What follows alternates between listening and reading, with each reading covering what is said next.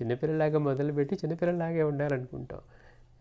మిగిలిన వాటన్నిటిలో ఎదుగుదల కావాలి. ఆధ్యాత్మికంగా ఎదుగుదల లేకపోయినా కానీ మనకి ఇంకా బాధ కలగల.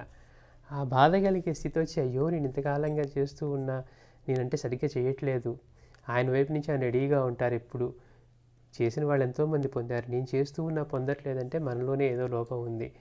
మా బాబా చెప్పినట్టుగా చేయట్లేదు, మాస్టర్ గారు చెప్పినట్టుగా మనం పాటించట్లేదు. మా బాబా అన్నమాట ఒక్కటి గుర్తుపెట్టుకోవాలి, తక్కిన ప్రపంచం తలకిందులు కానివ్వు, నువ్వు నిజ మార్గంలో వెళ్ళు అన్నారు ఒకటే మాట.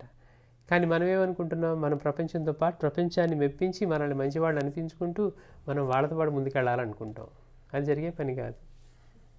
మనం ఇన్ని రుణానుబంధాలతోటి ఇన్ని వీటితోటి వచ్చి అంత క్లీన్గా మనకి ఏం అంటున్నట్టుగా ఉండాలంటే ఎట్లా సాధ్యం అవుతుంది? సాధ్యం కాదు. అందుకని అన్వేషణ అనేది ముందు అవగాహన కలిగిన తర్వాత, ఆ చిత్తశుద్ధి కలిగిన తర్వాత అసలు మనం ఎవరు, ఎక్కడి నుంచి వచ్చాం అని తెలుసుకోవాలి. ఆ తెలుసుకోవడం కోసం అది తెలిపేవాడే గురువు కనుక మనం ఆయన పట్ల అటువంటి ప్రీతి ఏర్పడుతుంది.